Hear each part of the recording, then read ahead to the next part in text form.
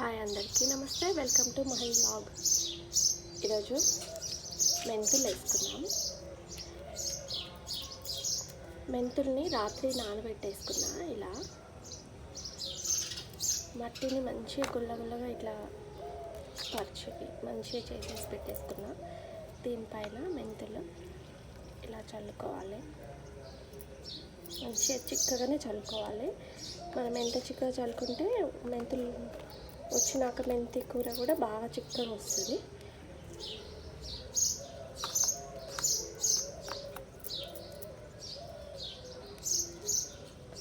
ఇవి 3 స్పూన్స్ మెంతులు నానబెట్టాను.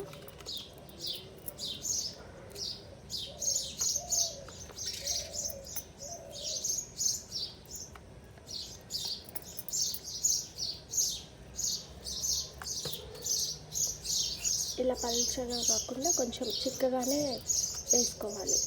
మనకు వచ్చినాక మెంతి ఆకు మంచిగా వస్తుంది, చిక్కగా మంచిగా వస్తుంది.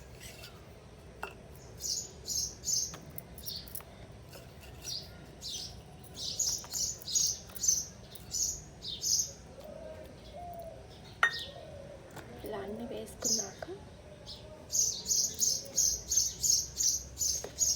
పైన ఇలా మట్టిని చల్లుకోవాలి.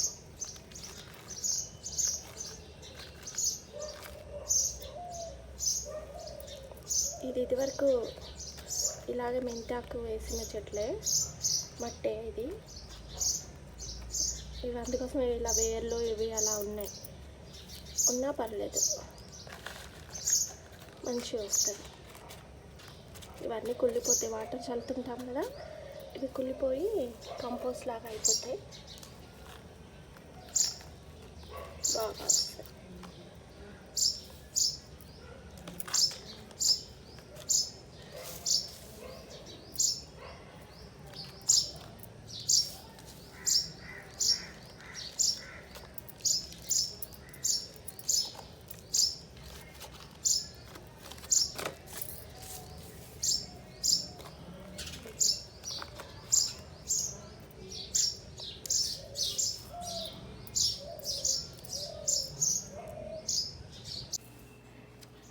మెంతి కూర చూడండి ఎంత బాగా వచ్చిందో. 7 డేస్కి ఇలా వచ్చేసింది. గింజలు వేసాక 7 డేస్కి ఇంత బాగా వచ్చింది. ఇక్కడ కొంచెం వాటర్ ఇలా మగ్గుతో పోసాగట్టుంది, గింజలన్నీ పక్కకు జరిగి ఇక్కడ హోల్ లాగా వచ్చింది. మిగతాదంతా బాగా వచ్చింది. చూడండి ఎంత బాగా వచ్చిందో. 1 వీక్లో వచ్చేసింది.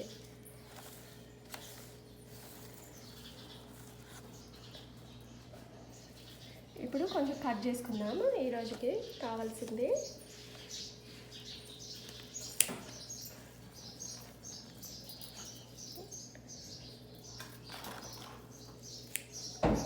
చాలా ఈజీ.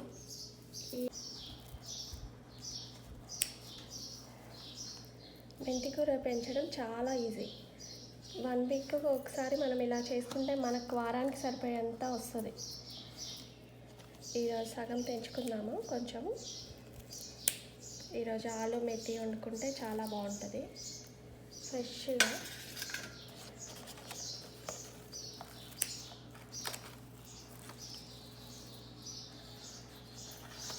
ఇదంతా అయిపోయాక మళ్ళీ నెక్స్ట్ కూడా ఇలాగే చేసుకోవచ్చు. మట్టిని ఒకరోజు అంతా ఇవన్నీ కట్ చేసుకోవడం అయిపోయాక ఒకరోజు ఎండబెట్టాలి. బాగా మట్టిని మొత్తం తీసి ఎండబెట్టేసి ఆ రోజే పొద్దున మనం మెంతులు నానబోసుకున్నామనుకోండి, సాయంకాలం కల్లా మట్టి ఎండుతుంది, మెంతులు కూడా నానుతాయి. సాయంకాలం మెంతులు వేసుకుంటే మళ్ళీ 1 వీక్కి వస్తుంది.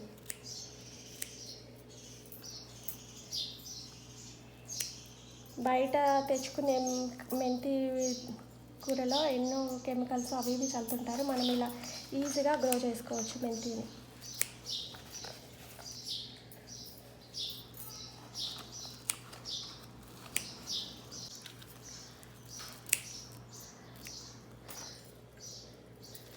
ఇదంతా పెంచేసుకుందాం ఈరోజు.